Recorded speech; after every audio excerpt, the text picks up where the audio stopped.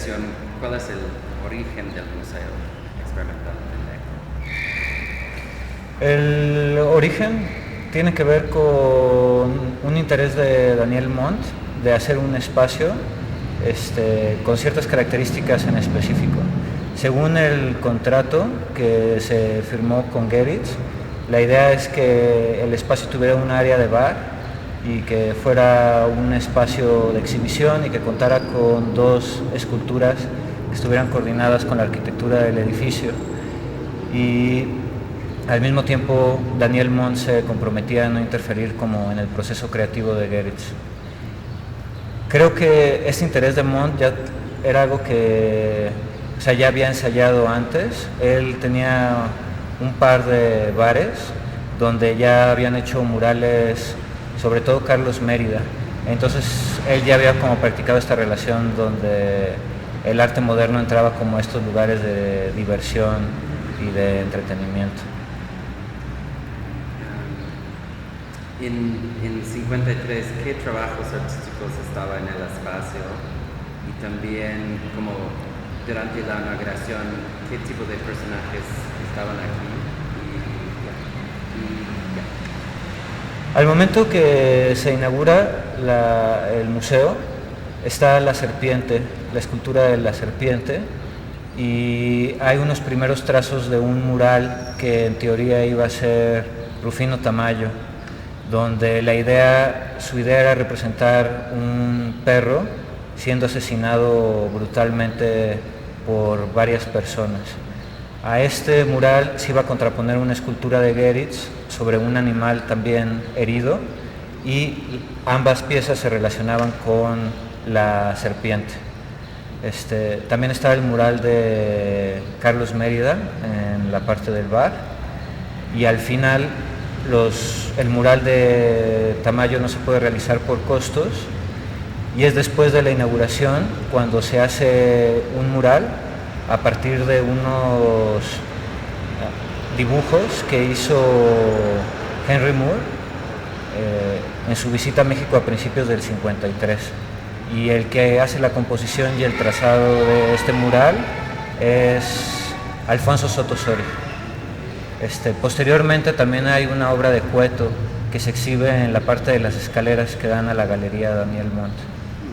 Y ya con el nuevo mural que hace Soto Soria, Geritz integra una escultura que es una escultura en madera de un torso femenino que se coloca enfrente del mural en este espacio de la galería, y que de alguna forma u otra guarda una relación al representar un cuerpo femenino a la par de todas estas figuras masculinas que tiene el mural. ¿Y qué tipo de muebles y otras cosas de diseño había en el espacio? Habían unas sillas en específico, que eran las sillas del Eco, y que también fueron diseñadas por Geritz, y se hizo todo un evento inaugural, ¿no?, que constó de una representación del ballet de Walter Nix, representando un número basado en un argumento de Luis Buñuel y con música de Lan Andomian. Y Rosa Covarrubias tuvo que ver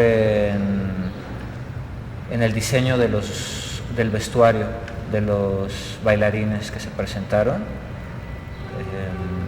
Y bueno, Barragán también había estado involucrado en la arquitectura del edificio, lleva el crédito de asesor artístico, y como en esta época todas las relaciones entre Geritz y Barragán eran buenas, creo que hubo como mucha comunicación entre ellos.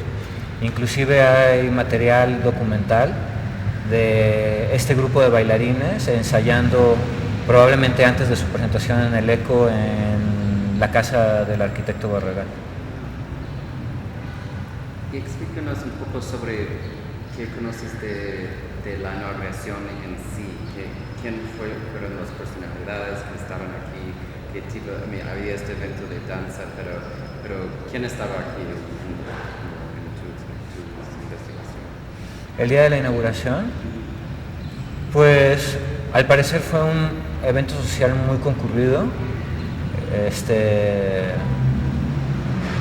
estaban como todas las personas cercanas a Geritz, su esposa Marianne, que todavía estaba viva en esa época, estaba obviamente Rufino Tamayo, en vísperas de hacer este mural, Mérida, Soto Soria, Montt. En general todo el grupo como que se involucró y... Diego Rivera. No estoy muy seguro si Diego Rivera estuvo el día de la inauguración. Siqueiros definitivamente no estuvo el día de la inauguración. Poco tiempo después de que se inaugura, Siqueiros es uno de los principales críticos del museo y dice que este es como un negocio disfrazado de arte y además que representa una arquitectura con influencias nocivas y cosmopolitas y que está hecho para la estupidez de los nuevos ricos en México, como ese tipo de cosas. Y en tu opinión, ¿cuál fue la importancia del eco en la trayectoria artística de Matías Geritz? Creo que es muy importante en el sentido de que contó con una oportunidad sin precedentes para ensayar varias cosas.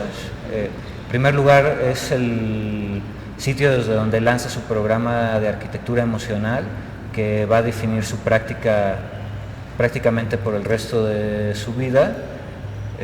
También es el primer lugar donde tiene oportunidad de ensayar escultura de grandes dimensiones, que también va a tener que ver con su producción de escultura monumental. Y sobre todo, no solo en lo que involucra a Geritz, sino como en el panorama del arte mexicano del siglo XX, creo que la importancia radica en que es el primer lugar donde hay una salida para otras prácticas artísticas que en esa época no estaban definidas ni por la representación realista ni por la clave nacionalista, que son distintivas de lo que hoy se conoce como la Escuela Mexicana de Pintura, ¿no? Entonces, en este sentido, además de que se puede decir que es el primer museo de arte moderno en México, también fue el primer espacio que dio salida a este tipo de prácticas que habían estado como muy aisladas y sin ningún tipo de salida por parte de la institución, ¿no? Que hasta esa época seguía siendo pues dominada por la Escuela Mexicana de Pintura, Rivera y Siqueiros, que fueron siempre como críticos de Geritz. Y en tus investigaciones, ¿cuál fue la intención? ¿Había una idea de la programación? Un poco como esta idea, ¿cuál fue la idea para seguir en términos del espacio? ¿Cómo, cuál fue la idea de la programación? Desafortunadamente no existe como documentación, así como una agenda de Geritz o un cuaderno de notas que estipule cuál hubiera sido la programación. La idea de cómo pudo haber sido la programación se puede sacar del evento inaugural, ¿no? O sea, un espacio que es totalmente interdisciplinario, ¿no? Donde hay música, danza, escultura, pintura, y esta idea de hacer las cosas para un sitio en específico, ¿no? Y en relación con la arquitectura, ¿no? O sea, el mural estaba coordinado con la arquitectura y la escultura en el patio también pretendía ser como eco de la arquitectura y bueno, y en el baile que se presenta en el número hay una relación con la escultura, con la serpiente. Entonces creo que la idea hubiera sido más o menos así, ¿no? Obra o proyectos multidisciplinarios y que tuvieran relación con el edificio y con las esculturas en coordinación que en esa época existían aquí. ¿Y cuánto tiempo duró el eco en tus investigaciones? ¿Qué piensas? ¿Hay mucha discrepancia? Sí, es difícil hablar como de fechas concretas, ¿no? Y muy específicas. Hay cosas que se añaden al museo después de este evento inaugural, como es el mural elaborado por Soto Soria, la escultura del busto y esta otra obra que te comento de Germán Cuet. Entonces eso nos da idea de que Geritz estuvo trabajando en el proyecto después de la inauguración, o sea, durante el resto de 1953 y probablemente hasta principios del 54. La muerte de Montt pues obstruye los planes de Geritz. Las otras personas que habían invertido en el sitio prácticamente lo toman. Según lo que a mí me comentó Soto Soria, fue prácticamente que un día Geritz llegó y ya las chapas estaban cambiadas y ya no pudo entrar jamás, y al parecer creo que nunca regresó.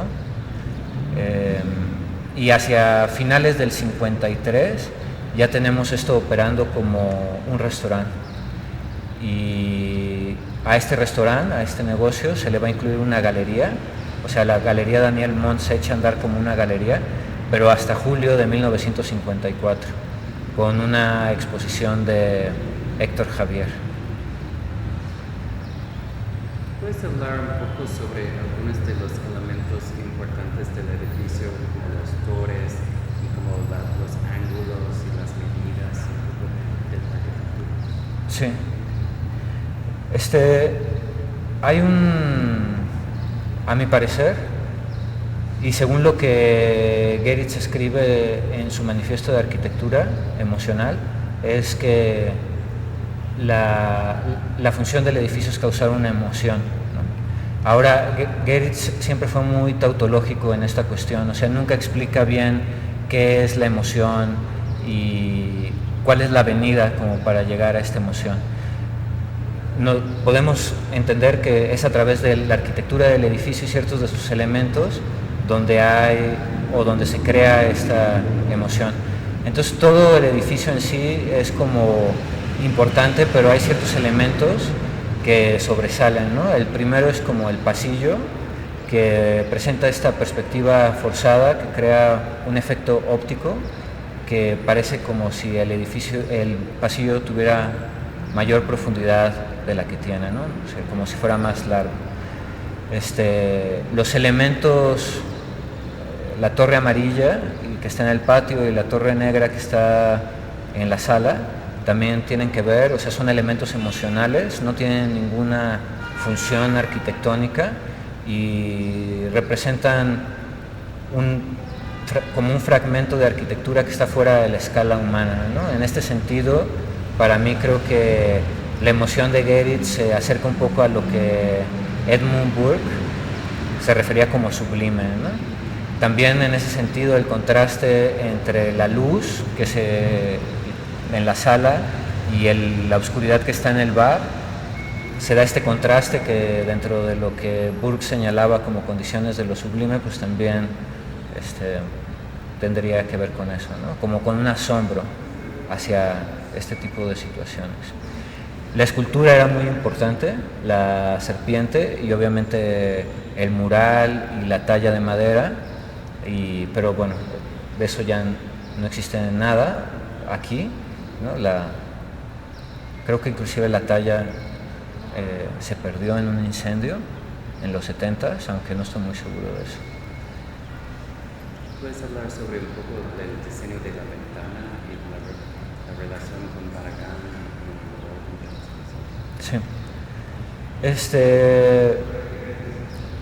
Hay varios elementos que guardan cierta similitud con la casa de Barragán, ¿no? O sea, la ventana es, yo creo que el más claro, pero por ejemplo en la casa de Barragán también hay un pasillo de entrada, ¿no? Que hace como un filtro entre el mundo de la calle y el mundo de la casa, ¿no? Que es un poco parecido en función al pasillo del Eco. Y el patio del Eco también se podría ver en relación con la terraza de Casa Barragán como este espacio que al mismo tiempo es como interior, pero está en el exterior, ¿no? O sea, que confunde un poco estas categorías o divisiones entre el interior y el exterior. Y la ventana es el más evidente, A diferencia de la ventana, del ventanal en Casa Barragán, este es una ventana puerta, ¿no?, que sirve para salir al patio. Se puede ver que tiene como connotaciones religiosas a la manera de, pues, que es una cruz. Y aunque cuando Geritz escribe el Manifiesto de Arquitectura Emocional, su discurso religioso no es tan abierto como va a ser hacia finales de los 50, aquí ya tenemos como ciertos elementos como espirituales que él llamaría, ¿no?, que no son abiertamente religiosos, pero tienen esta inflexión espiritual. La ventana es, yo creo que el más explícito sobre esto, y también el muro amarillo, al que Geritz se refirió varias veces como un muro de las lamentaciones, y que tiene el poema plástico, que Geritz también lo definió varias veces como una oración o una plegaria. ¿Puedes hablar un poco más sobre el poema? Sí. El poema plástico, de nuevo, o sea, así como la serpiente fue un primer ejercicio para hacer escultura monumental, el poema plástico presenta en embrión prácticamente toda la práctica de poesía concreta que va a ser después, ¿no? Está compuesto de 3 estrofas y como con 3 tipos de escritura, si se puede decir, distinta, ¿no? La pieza tiene un carácter introvertido, en el sentido de que no es un texto que podamos leer, sino es una serie de figuras que se ven, ¿no?, y es como para la contemplación. En este sentido, o sea, yo lo puedo relacionar como con Hugo Ball, que fue un miembro original del colectivo de los dadaístas y fundador del Cabaret Voltaire en Zúrich, y al que siempre Geritz profesó mucha admiración, ¿no? Entonces, Ball tenía esta cuestión de transformar la poesía en palabras y en ruidos, ¿no?, como llegar a una abstracción de la palabra en ruidos y crear una poesía así, o sea, a partir de puros sonidos y no palabras. Y creo que el poema plástico hace una abstracción parecida al transponer la palabra como en marcas, ¿no?, por decirlo de alguna forma.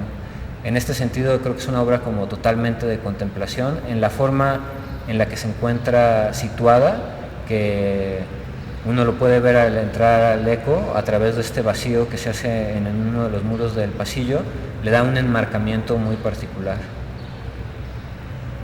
¿Puedes hablar un poco sobre cómo hay muchas leyendas sobre cómo la influencia de Kabbalah en las medidas? ¿Puedes hablar un poco de eso? O como si eso es verdad. No tengo tanta información como para hablar de eso en específico. Lo que sí es un hecho es que Geritz contaba como Edén histórico a la Edad Media, ¿no? O sea, la Edad Media era para él como un paraíso histórico que al parecer buscaba restituir en el presente. En este sentido, pues sí se puede como unir a toda esta tradición hermética, pero en el caso específico del museo creo que lo relacionaba mucho como una actualización de la experiencia de las catedrales, ¿no? Así como las catedrales medievales producían una emoción de asombro prácticamente metafísico, la idea de Geritz era como restituir esa experiencia del asombro en el presente.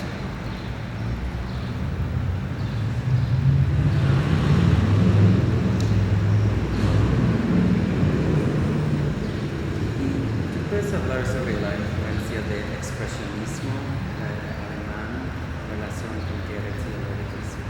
Sí.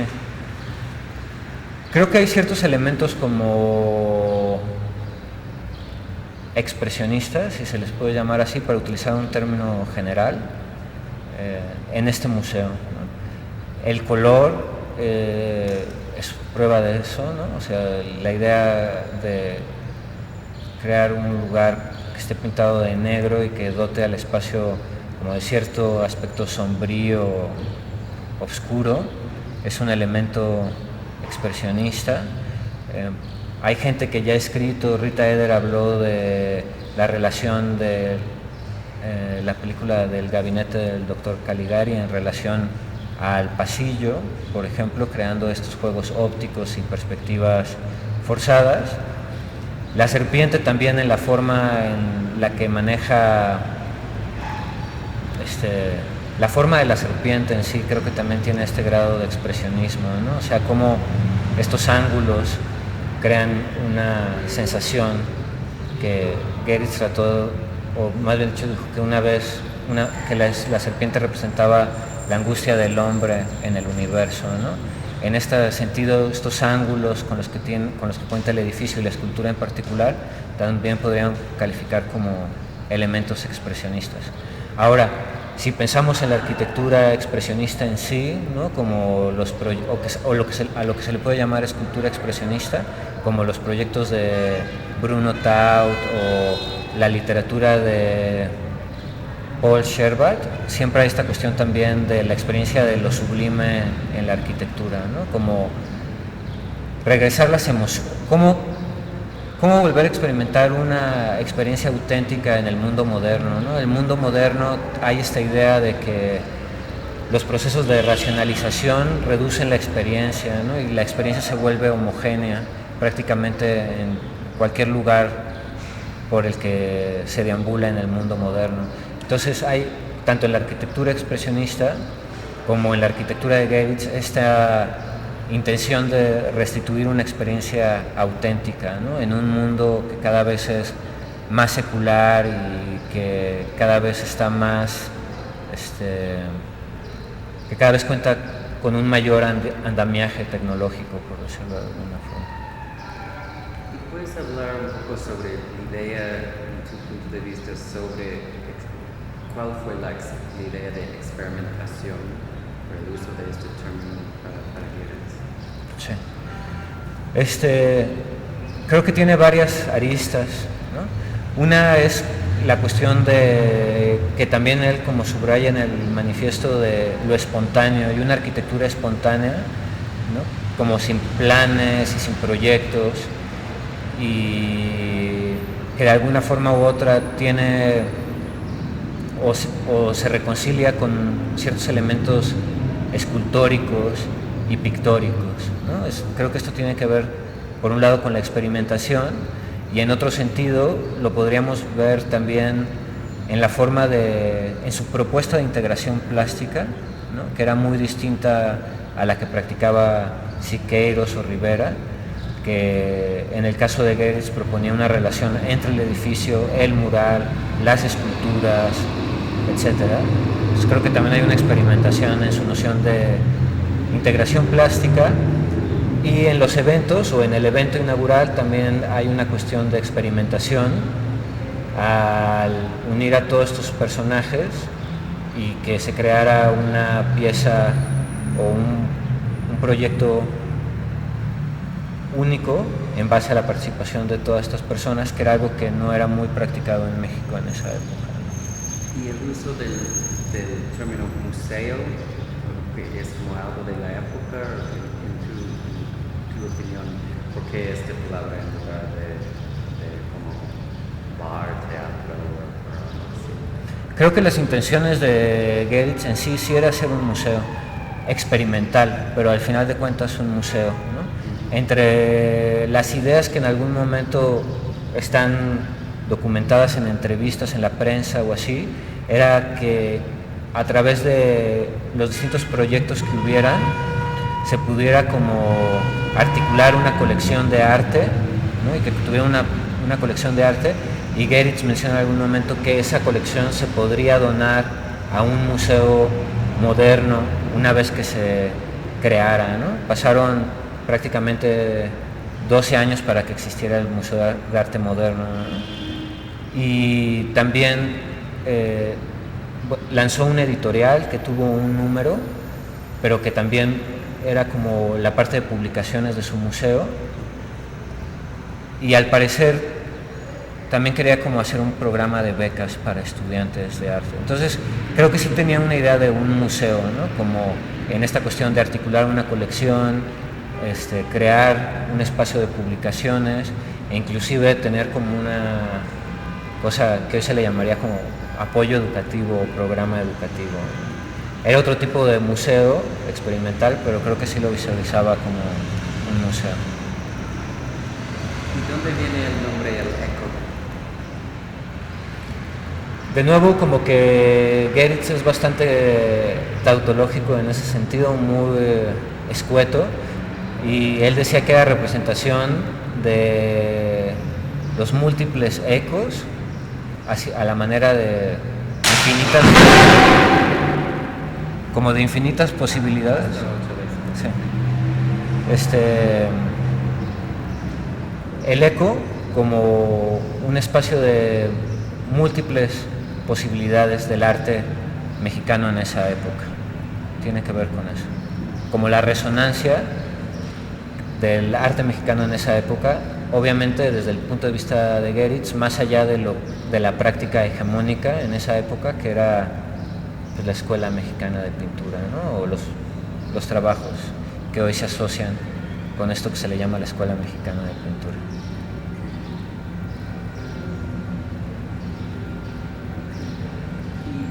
Posiblemente retomando el tema, ¿qué tipo de influencia tú ves como dejó el eco en el arte mexicano modernista?